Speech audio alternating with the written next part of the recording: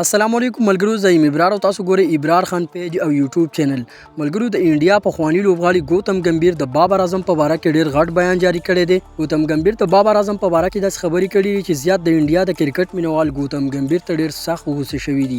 د سٹار سپورټس په یو پروګرام کې د ګوتم گمبھیر نه تاسو وکړی شو چې ستا په خیال په دې 10 بیټسمنانو کې او په دې ورلد کپ کې کم یو داسې بیټسمن وي چې ښه بیټینګ وکوي او تباهکون بیټینګ وکوي. د سٹار سپورټس په پروګرام کې چې کوم دی ګوتم گمبھیر ته د دې 10 بیټسمنانو نومونه ورکړل شو: روهیت شرما، ویرات کوهلی، کیم ویلیمسن، جوی روټ، ډیوډ وارنر او بابر اعظم. نو ګوتم گمبھیر ویل چې دا 10 وانه ښه بیټسمنان دي او بابر اعظم پکې یو الګ لیول والا بیټسمن دی. بابر اعظم چې کوم دی په دې ورلد کپ یې ور لګولی شي د خپل سکل او صلاحیتونو په وجه باندې. په دې ورلد کپ کې بابر اعظم تباهکون بیټینګ کولی شي. نو څنګه چې تاسو معلومه چې ګوتم گمبھیر چارته پاکستاني لوبغاړو په باره کې ښه خبره نه کوي او دې پیل له بابر اعظم په باره کې ډیر زبردست سټیټمنټ ورکړی دی، ډیر یو زبردست بیان جاری کړی دی. نو تاسو په میډیا باندې یو ځنې پخواني لوبغاړي چې د بابر اعظم په باره کې کم صفتونه کوي، نو آیا بابر اعظم به ځان داسې ثابت کړي او ښه بیټینګ به ترسره کړي او که نه؟ نو دا خو به د وخت سره پته لګي. خو بابر اعظم ماشاءالله یو زبردست او ټیکنیکل بیټسمن دی. نو انشاءالله امید لرو چې په ورلد کپ کې به ډیر زبردست بیټینګ ترسره کوي.